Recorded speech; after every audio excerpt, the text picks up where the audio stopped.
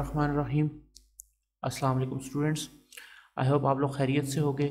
आज का हमारा topic genetic manipulation of plants है। प्लांट्स के अंदर मॉडिफिकेशंस लाना, चेंजेस जो लाए जाते हैं उसकी जीनोम के अंदर, उससे आज हम डिस्कस करेंगे।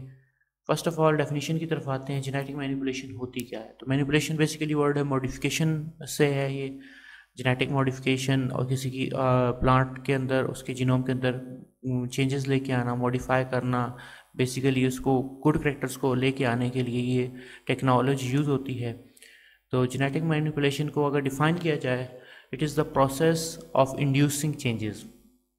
आर्टिफिशियली इंड्यूस होंगे ये changes in the gene expression. जो जीन है उसके एक्सप्रेशन को इंड्यूस, उसके अंदर चेंजेस लेके आने हैं कि वो अपना एक्सप्रेशन चेंज करके शो करे जो ऑलरेडी एग्जिस्टिंग है, and the expression of novel genes. और दूसरा मैकेनिज्म ये होगा कि इसके अंदर जो नए जीन इनकॉर्पोरेट करवाए जाएंगे उनका एक्सप्रेशन कैसे उस ऑर्गेनिज्म के अंदर है। आर्टिफिशियली उस एक्सप्रेशन को इंड्यूस करवाया जाता है विद इन दैट ऑर्गेनिज्म जो जीन उससे बिलोंग नहीं करते। और ये एक्सप्रेशन दोनों जो एग्जिस्टिंग जीन्स और नॉवल जीन्स के एक्सप्रेशन हैं, इनके ऊपर जो स्टडी है मैनिपुलेशन से जो चेंजेस उन जीन्स में लाए जाते हैं, एग्जिस्टिंग जीन्स के अंदर चेंजेस लाना या न्यू जीन पूरे का पूरा इनकॉर्पोरेट कर देना, ये जेनेटिक मैनिपुलेशन कहलाता है। और ये has proven to be an essential tool in recent genetic research. और रीसेंट जो जेनेटिक रिसर्च है उसमें बहुत ही इंपॉर्टेंट टूल के तौर पे इसे लिया जाता है। बहुत सारे ऑर्गेनिजम्स अदर देन प्लांट्स जो हैं उनके अंदर भी जेनेटिक मॉडिफिकेशन ला के नए करैक्टर इंड्यूस करवाए जाते हैं। इवन ह्यूमन के अंदर जेनेटिक मैनिपुलेशन ला के कई डिजीज़ को कंट्रोल करने के लिए इसमें इस मेथडोलॉजी को अडॉप्ट किया जा रहा है। तो प्लांट्स के अंदर बेसिक हमारा पर्पज़ ये होता है कि उनकी प्रोडक्शन अच्छी हो, उनकी यील्ड बेहतर हो और वो क्वालिटी प्रोड्यूस हमें दें। तो उस वजह से हम इसको प्लांट्स के अंदर मैनिपुलेट करते हैं उनके जेनेटिक मेकअप को। तो उसमें जेनेटिक मैनिपुलेशन ऑफ प्लांट्स में सबसे इंपॉर्टेंट चीज़ जो है जेनेटिक इंजीनियरिंग है। प्लांट्स के अंदर जेनेटिक मैनिपुलेशन कैसे की जाती है? जेनेटिक इंजीनियरिंग की टेक्निक को यूज़ करते हुए पर्टिकुलरली उसमें जो रिकम्बिनेंट डीएनए टेक्नोलॉजी है उसको यूज़ करेंगे। इस लास्ट लेक्चर्स में हमने डिस्कस किया था रिकम्बिनेंट डीएनए टेक्नोलॉजी। इसको रिव्यू करने के लिए रिकम्बिनेंट डीएनए क्या होता है, आप रिकम्बिनेंट डीएनए टेक्नोलॉजी से रिलेटेड एक वीडियो ऑलरेडी अपलोड हो चुका है, आप उसे देखिएगा।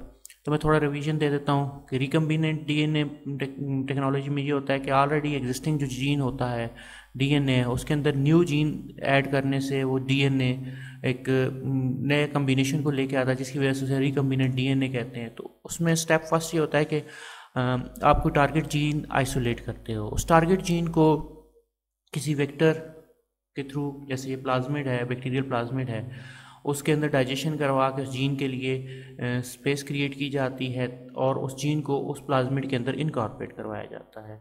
रिस्ट्रिक्शन एंजाइम्स यूज़ होते हैं इस डाइजेशन के प्रोसेस में, प्लाज्मिड को कट करते हैं। कट करने के बाद वो स्पेस क्रिएट होती है जहाँ पे वो जीन, आपका टारगेट जीन आके अटैच होता है। अटैचमेंट के बाद जो लाइगेज एंजाइम है वो उसकी ज्वाइनिंग करके एक रिकम्बिनेंट प्लाज्मिड बना देता है। अब ये recombinant plasmid as a vector use हो सकता है, ये जीन ट्रांसफ़र करने की कैपेबिलिटी रखता है। तो प्लांट्स के अंदर इनको बैक्टीरियल वेक्टर्स को अगर या माइक्रोबियल वेक्टर्स जो हैं उनको ऐड किया जाता है तो प्लांट के अंदर ये जीन्स को इनकॉर्पोरेट कर देता है, उनके जीनोम को चेंज कर देता है, मैनिपुलेट कर देता है, मॉडिफाई कर देता है। तो हमारे पास जो इस टेक्नोलॉजी से प्लांट्स आते हैं वो जेनेटिकली इंजीनियर्ड प्लांट्स होते हैं। उनके करैक्टर्स को हम उनके जीनोम को मॉडिफाई करने के बाद उनके करैक्टर्स को हम इससे एडवांटेजेस जो हैं उन करैक्टर्स के, उनसे मुस्तफ़ीद होते हैं। इसके बाद आगे डिस्कस करेंगे कि जेनेटिक इंजीनियरिंग को यूज़ करते हुए इस टेक्निक को जीन ट्रांसफ़र के लिए जो जेनेटिक मैनिपुलेशन का हमारा एक टॉपिक चल रहा है, इसमें genetic manipulation using genetic engineering हम कैसे कर सकते हैं। तो इसमें सबसे इम्पॉर्टेंट चीज़ है कि हम उन टेक्निक्स को देखेंगे कौन कौन सी टेक्निक्स यूज़ होती हैं जिनके थ्रू हम जीन किसी भी प्लांट के अंदर ट्रांसफ़र कर सकते हैं। जैसे आप पिक्टोरियली नज़र आ रहा होगा कि टारगेट जीन को अपने प्लांट के अंदर ट्रांसफ़र करना है तो उसके लिए डिफरेंट टेक्निक्स अडॉप्ट की जाएंगी। तो फर्स्ट उसमें आती है माइक्रोबियल वेक्टर। जैसे आप अवेयर हो, उसमें प्लाज्मिड्स वगैरह हैं बैक्टीरिया के, उसमें बैक्टीरियोफेजेस वगैरह हैं जो जीन को ट्रांसफ़र करने के वेक्टर के तौर पे वर्क करते हैं। तो माइक्रोबियल वेक्टर्स जो होंगे जिसमें माइक्रोब्स इन्वॉल्व होंगे जीन को ट्रांसफ़र करने में, वो माइक्रोबियल वेक्टर्स कहलाएंगे। डिटेल डिस्कस करते हैं हम। सेकंड इसमें हम आज डिस्कस करने जा रहे हैं नेक्स्ट जो होगा माइक्रो प्रोजेक्टाइल बम्बार्डमेंट। तो ये सेकंड टेक्नोलॉजी है जिसमें नेकेड डीएनए पार्टिकल्स की बम्बार्डमेंट की जाती है सेल्स के ऊपर और सेल्स के अंदर जाने के बाद वो इनकॉर्पोरेट करते हैं और रिकम्बिनेंट डीएनए बनाते हैं। इसके बाद इलेक्ट्रोपोरेशन, जिसमें इलेक्ट्रिसिटी यूज़ करके डीएनए को विद इन सेल मूव करवाया जाता है। वाइल उसके बाद फोर्थ वन है माइक्रो इंजेक्शंस, डायरेक्टली इंजेक्ट किए जाते हैं ऑर्गेनिज्म के अंदर डीएनए। उसके बाद ट्रांसपोसन या ट्रांसपोसेबल एलिमेंट्स ऐसे हैं जो ऐसे टाइप के जीन्स हैं जो विद इन जीनोम मूव कर सकते हैं, तो उनको यूज़ किया जा सकता है।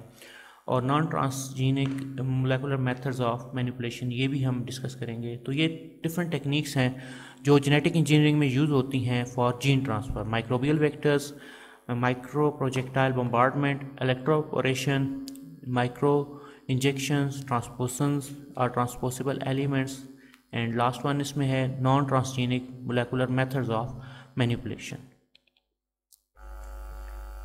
फर्स्ट ऑफ ऑल हम डिस्कस करेंगे माइक्रोबियल जो वेक्टर्स हैं उनमें कौन सा वेक्टर पर्टिकुलरली जो एग्रीकल्चर फील्ड में या प्लांट साइंसेस में यूज़ होता है।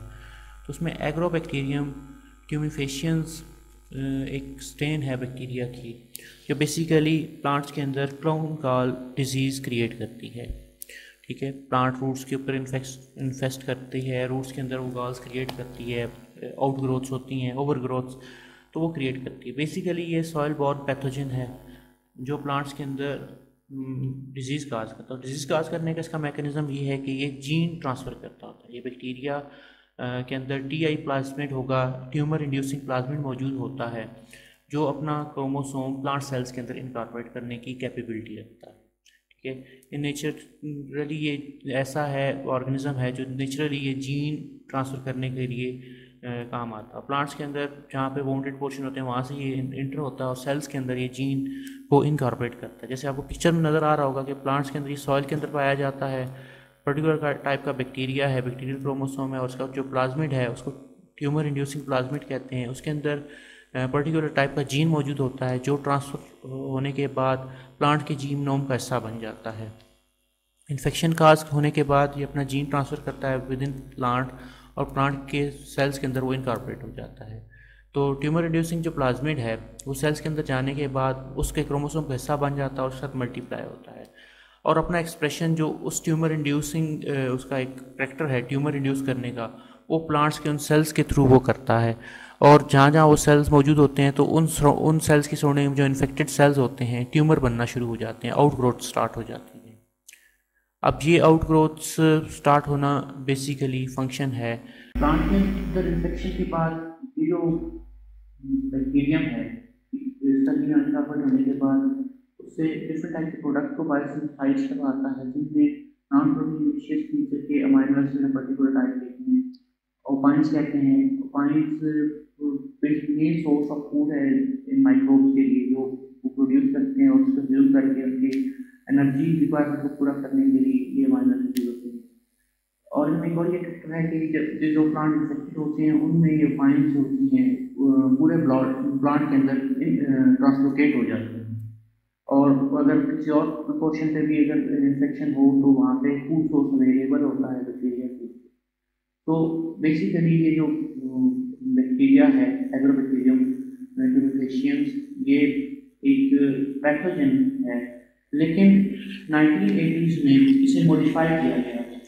मॉडिफाई करने के बाद जो इसका प्लाज्मिड है उसको उसमें से जो ट्यूमर इंड्यूसिंग पोर्शन है जीन्स हैं उन्हें एक्सट्रैक्ट कर दिया गया ताकि ये डिजीज काज कर सके। लेकिन इसकी एबिलिटी जो है जीन ट्रांसफर करने की उसको माइंड में रखते हुए इसके अंदर अपनी मर्जी की जीन इनकॉर्पोरेट करवा के यानी कि रिकम्बिनेंट प्लाज्मिड बना के टीआई प्लाज्मिड को रिकम्बिनेंट प्लाज्मिड में कन्वर्ट करके अपनी मर्जी से जीन जो है वो प्लांट्स के अंदर ट्रांसफर कर पाएगा।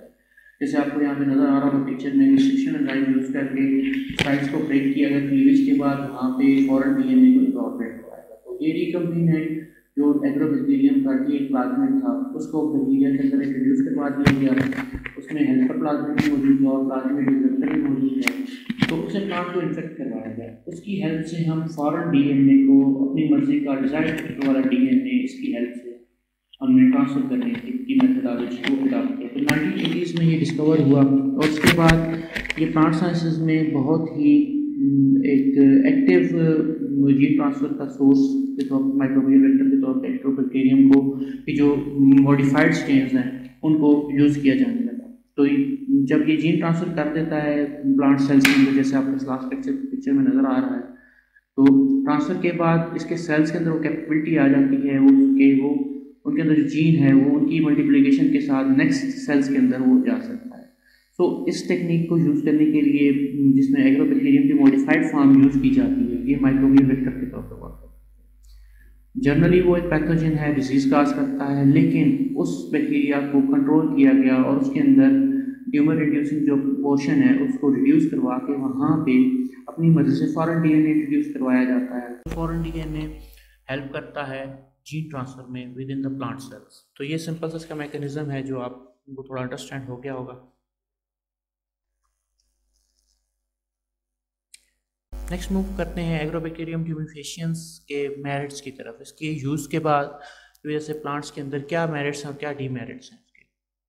तो फर्स्ट मेरिट में इसके आ जाता है minimal equipment and facilities required. तो इसमें कोई इक्विपमेंट्स की इतनी ज़्यादा रिक्वायरमेंट नहीं होती, सिंपली जो इनकॉर्पोरेशन है उसके लिए जो इक्विपमेंट चाहिए, जो जीन ट्रांसफ़र करना है एग्रोबैक्टीरियम के अंदर, वो इनिशियल स्टेजेस में चाहिए। बाद में एग्रोबैक्टीरियम की कॉपीज़ के साथ वो जीन मल्टीप्लाई होता रहता है। इसमें जो फैसिलिटीज़ हैं उनकी रिक्वायरमेंट भी कम होती है और लेस एक्सपेंसिव ये टेक्निक है। Secondly, easy to set up and use, easily इसको सेटअप किया जा सकता है और यूज़ करना as compare to other techniques ये ईजी है। Generally low transgene copy number means के इसमें जो जीन ट्रांसफ़र फॉरेन जीन जो इंट्रोड्यूस होने हैं उनको ट्रांसफ़र करने का नंबर थोड़ा होता है, कम जीन्स ट्रांसफ़र हो पाते हैं इस टेक्निक से। वाइल मिनिमल डीएनए, लेकिन उसके साथ इन कंट्रास्ट जो है मिनिमल डीएनए रीअरेंजमेंट्स, जो जब भी डीएनए किसी भी ऑर्गेनिज्म के अंदर इनकॉर्पोरेट होता है तो उसमें एक इम्पॉर्टेंट चीज़ ये है कि वो उस ऑर्गेनिज्म की जीनोम के अंदर कब तक रिटेन रहेगा। सेल्स के अंदर ये एबिलिटी मौजूद होती है कि वो अपने जीनोम को करेक्ट कर लेते हैं, उसका जो सिस्टर क्रोमेटिन मौजूद है उससे अकॉर्डिंगली उसे रीअरेंज कर सकते हैं। लेकिन इस टेक्निक से जो जीन इनकॉर्पोरेट हो जाता है वो नेचुरल रीअरेंजमेंट के प्रोसेस में, डीएनए की रीअरेंजमेंट में वो रीअरेंज नहीं होता, बल्कि वो एज सच कंटिन्यू रहता है और नेक्स्ट सेल्स में वो ट्रांसफ़र होता है ड्यूरिंग रेप्लिकेशन। उसके बाद इसमें इम्पॉर्टेंट चीज़ है फ्यूअर अनडिज़ायर्ड म्यूटेशन जो होती हैं। इसमें अनडिज़ायर्ड जो म्यूटेशन है, इसको जीन ट्रांसफर होने के बाद कोई म्यूटेशन आ जाए या सोमा क्लोनल वेरिएशन जो आती हैं वो बहुत कम होती हैं, ना होने के बराबर होती हैं। लास्टली इसमें relatively high stability of transferred gene, क्योंकि इसमें रीअरेंजमेंट के चांसेस कम होते हैं, इसलिए ये स्टेबिलिटी जो है जीन्स की उसके अंदर रिलेटिवली हाई होती है as compare to other techniques. Next उसके बाद डीमेरिट्स की तरफ आते हैं। एग्रोबैक्टीरियम के थ्रू जीन ट्रांसफ़र करने का सबसे बड़ा डिसएडवांटेज ये है कि कुछ काफ़ी सारे मोनोकॉट क्रॉप्स में, लेग्यूम्स में और वुडी प्लांट्स के अंदर ये एबिलिटी मौजूद है कि वो रेजिस्ट करते हैं जीन एग्रोबैक्टीरियम मेडिएटेड जो ट्रांसफॉर्मेशन है जीन नोम की, उसको रेजिस्ट करते हैं, वो जीन्स को ट्रांसफ़र होने से रोकते हैं। They are resistant to the infection of that particular bacteria, वो उस बैक्टीरिया की इन्फेक्शन नहीं होने देते। तो ये एक बहुत बड़ा उसमें कह सकते हैं डीमेरिट है।